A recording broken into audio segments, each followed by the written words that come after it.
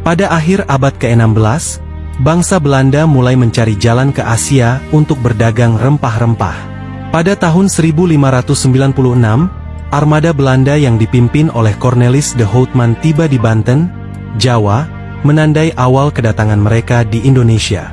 Belanda segera menyadari potensi kekayaan rempah-rempah di Indonesia dan mendirikan VOC pada tahun 1602.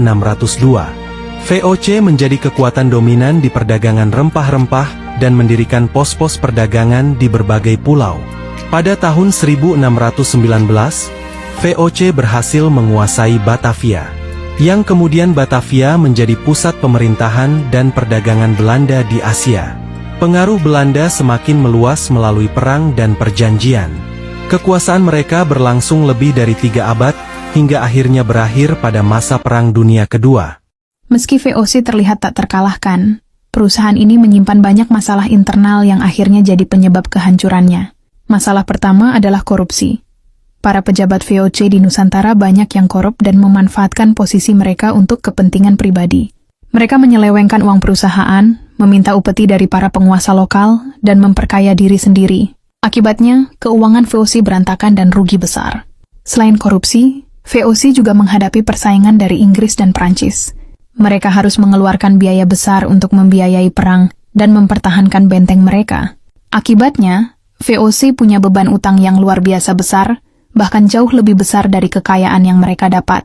Pemerintah Belanda akhirnya turun tangan dan membubarkan VOC pada tanggal 31 Desember 1799. Dengan dibubarkannya VOC, bukan berarti penderitaan rakyat berakhir.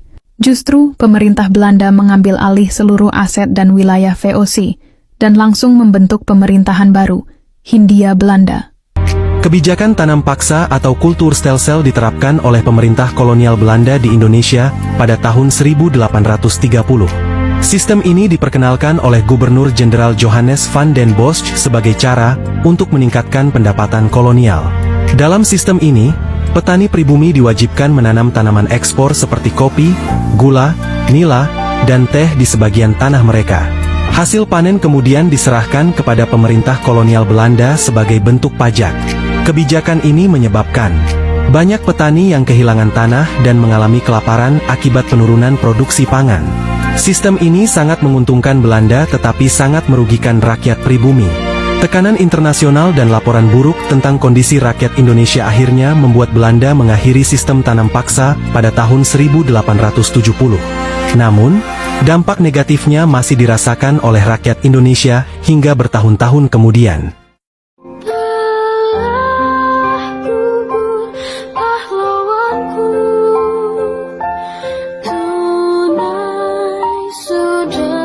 Janji bakti, satu tumbuh 1000.